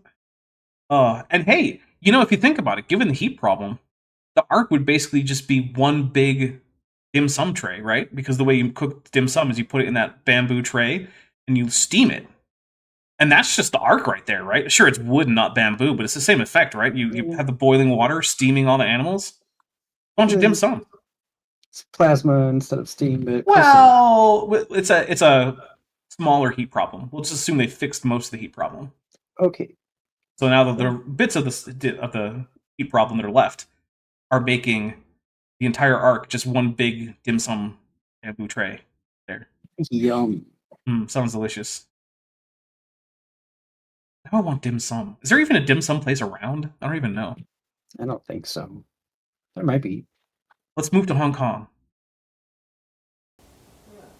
Sand dollars. Ammonites. This is a little creature. It rolls up, similar to a squid, but it's got a hard body. It can sometimes they're found straight, fossilized, but generally they're found curled up.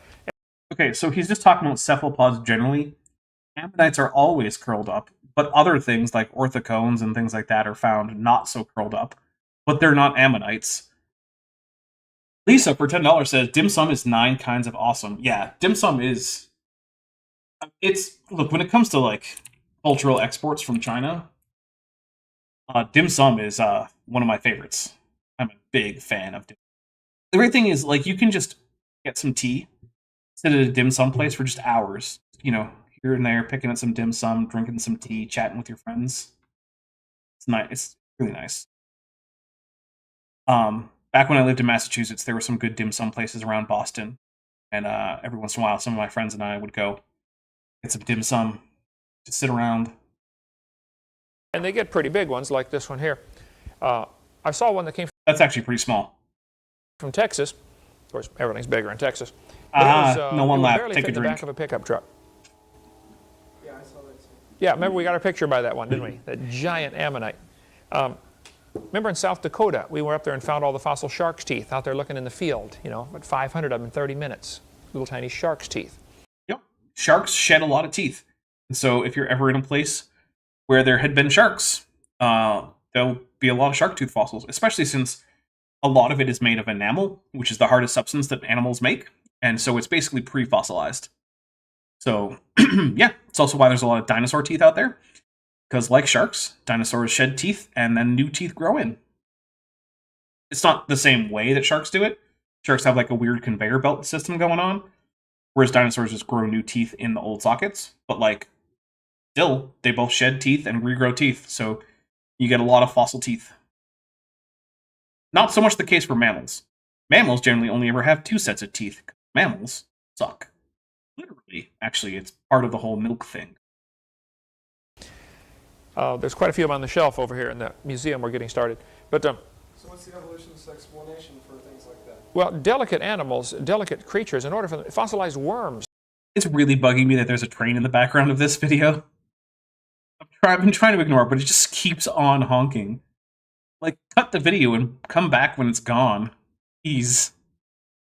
Are found. Here's a fossilized fish found in diatomaceous earth.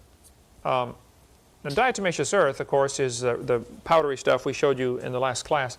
Yeah, the stuff that is hazardous, and yet everyone just, grabbed onto without any kind of respiration protection and bare hands. Yeah, that stuff. It is excellent for preserving fossils. I mean, extreme detail is found preserved. You can see the little tiny ribs on the fish, the fins, the little scales. Here, why don't you pass that around, Dan? Okay, so that was preserved by the same mechanism that basically took a blender to giant dinosaurs, according to Kent. Remember, that was Kent's point, was that all these fossils were formed in vortices that collected all these animals together and shredded them like a blender. Then Kent's like, but it also preserved this fish intact in intricate detail. Kent, you gotta pick a lane, buddy. One thing can't do both of those things. Oh, and then, of course, YouTube crashes. Thanks, YouTube. My favorite thing that YouTube does. It's only been doing it for the past few months, and I don't know what the difference is. I don't know what they changed. Whatever, I guess it doesn't matter all that much. It's already been broken once. Treat that carefully, if you would. You can see the detail found in that little thing. And those are extremely common. I mean, like trillions of them are found in certain places. Yeah, Ken, again, that's a problem, because that means that many fish had to be existing in that area at once, according to you. And it doesn't matter how much big the rest of the world is, because that one space has that level of life forms preserved in it, which, according to you, were all alive simultaneously. That's a problem. You don't have a solution for it. In fact, Kent is so stupid, he doesn't even realize that it's a problem. He thinks the argument is just something... Yeah, he just gives a straw man version of the argument. Goes right over his head. Mm-hmm. It's unbelievable. There's probably two more inside that. If we could split the shale open, or split the diatomaceous earth, probably some more inside. You could, Kent. It's called a chisel. You just get a chisel. But it would just crumble, you'd lose it. Then how was the first one extracted, Kent? If breaking into diatomaceous earth to uncover fossils was impossible and would destroy the fossil, you wouldn't have the first one, Kent. Jeez, just think about this for just a second. I'm taking a drink. How does one man get to become so incredibly stupid? Years of practice. Yeah, okay, I guess that's fair. Not a spy, you've had 4 tab crashes so far. I suspect it's related to the super chat like field for me. Flickers. I have been noticing some flickering in the super chat like field too. Maybe that is the difference. Huh. That's weird. Okay, well. The evolutionist, I've never heard him talk much about that, but to the creationist, it's very simple. During the flood, you would have some areas of enormous confusion and this earth being destroyed. Other areas would be pretty tranquil, just the mud flows in. Just if the ocean was extremely muddy, just the... Melody says narcissistic personality disorder. Look, I can't diagnose Kent, but I'll say this. He acts like he has narcissistic personality disorder. And if he were to go to a psychologist and didn't receive that kind of diagnosis, I would be shocked. And look, I can't make a diagnosis, right? I'm not a medical professional, I'm not a doctor, but if, say, I came across someone after a horrible car accident, and I noticed that they had a bone poking out of their thigh, technically, I can't diagnose that as a compound fracture of the femur. However, if I called it that, chances are I would be right. Even though technically I can't make the diagnosis. So, when I say it seems like Kent has narcissistic personality disorder, it's in the same way that that person I found in that horrible car accident looks like they have a compound fracture of the femur. And I'm probably right. But again, can't technically make the diagnosis. Lieutenant Math and Navigator for $5 says, areas of enormous confusion, like the room he's giving this talk in, or any place he happens to find himself? Exactly. Yep, that is precisely the parallel. Oh, man. Kent. Look, there's a reason that we only do Kent Hovind on drinking streams, right? It's because it's too low tier. Like, there's no point in me giving, like, a careful, thought-out, point-by-point, excellently referenced thing, because Kent Hovind's ideas are so insane that just thinking about them for more than a couple minutes makes you realize, oh, no, this is impossible. Nothing about this makes sense. Like, if you graduated from high school and you got B's in science, you already know enough to debunk most of what Kent Hovind said. With a high school B-level education, which I don't know how grading works in other countries because I've never gone to school in those countries, but like a B is in America, like it's not perfect. It's okay, it's fine, it's pretty good. C is kind of considered like, you're not good at it, but like you're not terrible. And then D is usually like, well, okay, you're subpar, but you haven't quite failed yet, so it's fine. The dirt mud settling out would be perfect to fossilize creatures like that. For one thing, many of these fish that are found fossilized, all of the fins on their back are extended. They were scared stiff of something. I have never heard that claim before, and I would love to have a citation for it. I mean, look, I'm not like a ichthyologist? Ichthyologist, there we go. I'm not a paleoichthyologist or anything. But have you ever heard this claim before, that ray fin fish always have their dorsal spines extended when they're fossilized? I haven't. In fact, you know what? I'm going to just look up Helios fossil. And we're just going to look up under images on Google. I would encourage anyone else to do this. So, all right. One of the things I'm seeing is from Alamo, and it's a Helios fish. All right, I'm seeing an Eocene fossil where the spines are not extended or not straight up. Let's see. Fossilized fish from Fur Formation, Paleocene, Denmark. Spines aren't extended up. And this is just like what I'm finding on Alamo, right? That's another from the Fur Formation. Bunch of fish from the Fur Formation where their spines are not up. Perch. Oh, the Messel Pit. So that's a Jurassic Formation from Germany. Here's a Teleos fish where the spines are down. Let's see. Eocene, Denmark. Spines are down. Another Eocene from, this one's from Germany. Spines are down. Weird. It's almost like Kent just made that up, and it's not actual. Let's see. Oldest teleosed fish. I'm specifically going for teleos because those are the ones that have like the dorsal fin spines that like you cut yourself when you're fishing. You ever like cut yourself on a fish back spine there, Bent? Yes, I have. Yeah, that's because it's a teleosed fish. Those are the ones who have that kind of spike. All right. Let's see. There is on that Google result sort of a lie. Let's see.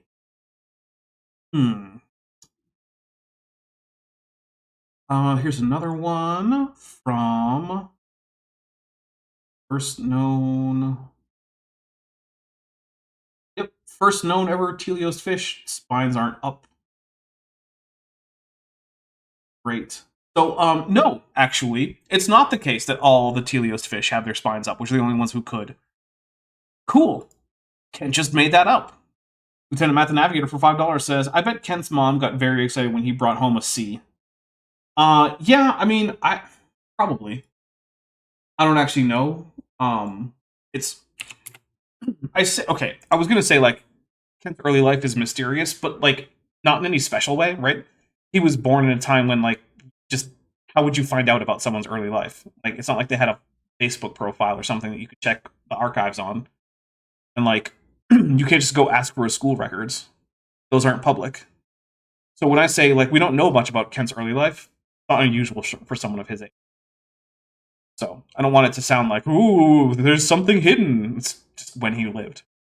But yeah, so we don't really know how he did in school. And I don't trust that Kent would tell us the truth. We asked him. This was something different was happening they'd never seen happen before. Something new, and they were terrified, and they died in positions of terror. I mean, unless you actually just look up fossils of fish, in which case that's just obviously not true for most of them. This is just made up. Like, I can't emphasize this enough. There is literally no evidence for this, and just a quick Google search will show you that he's wrong. There is just nothing here. It's just Kent making stuff up. Their gills would plug up very quickly if the oceans were muddy. And of course, this would not be every square inch of the Earth. I mean, right now there's probably a storm going on somewhere, but it doesn't affect us here, right? Didn't he just say that last time? Yeah, he said that in the first hour. So one atheist said, well, if it was turbulent water every place, how did any fish survive? Well, duh. Okay, it wasn't turbulent water every. Okay, but I also want to point out that Kent is the guy who goes on about how there would be 300-foot tall tidal waves across the entire Earth because there's no land to interrupt them, and so the entirety of the Earth's surface would be covered in these crazy tidal bulges that are mixing everything up. So, you know, Kent also says that, yes, it would have been turbulent everywhere as a result of these crazy unfettered tidal bulges that race across the Earth at hundreds of miles an hour, being hundreds of feet tall. So, you know, Kent, which is it? Do we have giant tidal surges racing across the surface of the Earth at hundreds of miles an hour? Or is it tranquil in a lot of places? Because, can't really be both. Every place. Just probably certain areas would be, especially along the splits where the ocean floor would split open, where the Mid-Atlantic Ridge or the San Andreas Fault in California. Those areas, probably within a few hundred miles of those areas, would be extremely turbulent and everything would die. But there'd be other areas where it wasn't that way. You only got to get 2 fish to survive someplace on the Earth. Up in Canada, this. Wait, is he implying that all fish are a single kind? It seems like it. Okay, I'm going to take a drink for, like, sharks and also, like, carp just being the same kind of animal, because that seems crazy to me. This is from the guy who's not really ready to say whether or not, like, squirrels and chipmunks are in the same kind. That, who knows? But, like, hey, a dogfish and a tuna? Definitely the same thing. This is Canadian National Geographic. Shows the fall 99 edition. Oh, he said National Creation Geographic. He didn't say National Pornographic. Good job, Kent. Is where the picture came from. But it shows a petrified, not even petrified, sometimes just preserved, fossilized, preserved redwood tree stumps. Huge redwood trees were growing on Axel Island. Now, Axel Island is real close to the North Pole. Okay.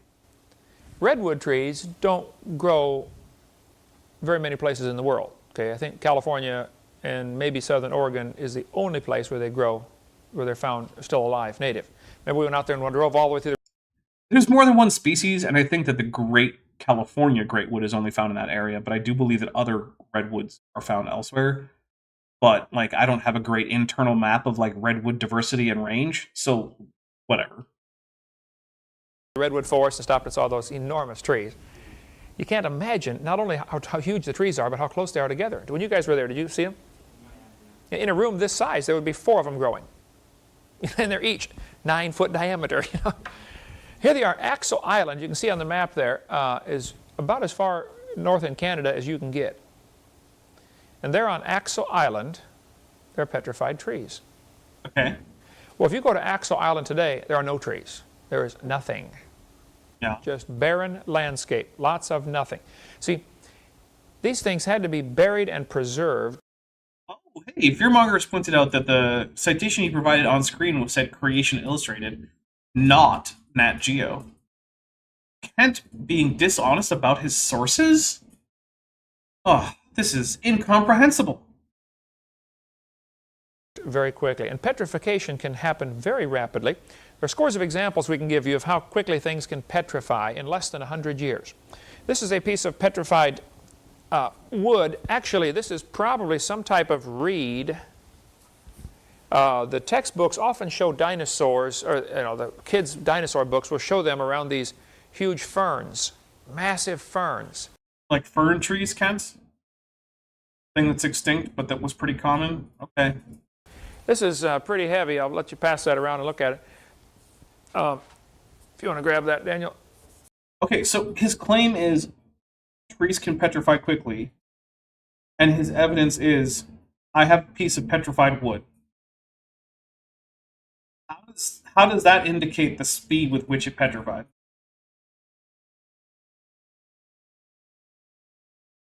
I don't get it. Do you know? It doesn't make sense. Okay. It's just a non sequitur. Yeah. It's like saying, it only takes 2 months to bring a baby to full term. As evidence, look at this baby I have. Right there. See? That doesn't mean anything. That doesn't in any way negate the 9-month pregnancy for humans. What? Taking a drink. I can't even without. It would be one thing if he made valid arguments that just weren't actually sound, right? Like, his premises were false. But the logic followed if we accept the premises, right? That would be one thing. And that would be not great, but I get it at least, right? Because people make mistakes. But this is just like complete non sequiturs, just all over the place. Like, oh, you don't believe in Christianity, huh? Well, have you considered that carbon is in fact an element? Yeah, I have. I just don't know how that's supposed to affect my belief in Christianity. I don't know. Jillian Wren says that there's one species of sequoia in China. The other two are in northern California and southern Oregon. Okay. Well, there we go. And that makes sense. China and the United States have a lot of weird overlap in terms of flora and fauna. Like, the only other place besides the United States where you can find alligators is in China. Yeah. I did not know that. Yeah. Also, the giant Chinese salamander? Closest relative? The American hellbender salamander. Pretty weird, huh? There's no real ring structure to this reed, but you can see on the surface that this thing has been slightly flattened. Notice it's wider than one direction. This thing would have been squeezed. One direction, like the band? It's wider than the band? One direction? Maybe he meant it's wider in one direction than the other, not wider than one direction. I don't know, just some basic English. It is Kent's first language, which means that I get to correct him on it when he uses it wrong. Unlike, let's say, like Gabriella Haynes, right? Like, I'm going to respond to Gabriella Haynes on Thursday, and I'm not going to make fun of her bad English because she's a native Portuguese speaker whose English is way better than my Portuguese. Let's put it that way. Kent, though, Kent's a native speaker. He doesn't get as many excuses. Like asparagus, sort of like a giant asparagus, basically, is what that would be. Something similar to that. So it's squeezed in one. Trev Gable says, I've been looking forward to the stream all week because I can't stop laughing at calling Kent Maidenless. I'm glad. I actually came up with that idea because of a joke that was told on my server, my Discord server for supporters. So, much appreciated to you guys. Because, yeah. Someone was like, I think there's a Maidenless joke that we could tell about Kent. And I was like, there sure is! Let me make that the title of the next Kent with Bent. One dimension, one direction, flattened out, whole huge areas of this, and then fossilized in the oval shape. Here's a petrified mammoth tooth. Now, usually when they dig up mammoth teeth, or any fossilized bones for that matter, very frequently exposure. Hey, fun fact, teeth aren't bones. So when he says, or any fossilized bone, he's not actually holding a bone right now. He's holding a tooth. They're not the same thing. Bone is made of bone material. Teeth are made of dentin and enamel, which isn't bone. It's chemically distinct. Exposure to the oxygen starts the crumbling process. They begin to decay. Okay, but teeth aren't bones, Kent. I have that white one that's half decayed. Check behind the screen there if you would, Eric. You know what I'm talking about, the mammoth tooth where it's half gone? I don't know if we brought that out yet. We're just setting up our museum. This, oh yeah, there we go. This is one that was not coated to protect it in time, and so it began to crumble and began to decay. So this was another mammoth tooth. There's quite a few shells and rocks and different various assorted things stuck to it from the. Here's a fun thing. Elephantids have a set of extra molars that grow in as they age, and they shed out the frontmost molar as they age, and new fresh molars keep eating. But once they've gone through their last set of molars, they starve to death. That stinks. Yeah. So that's just a fun little trivia. And mammoths were in fact elephants. You can tell because they're more closely related to the Asian elephant than they are to the African.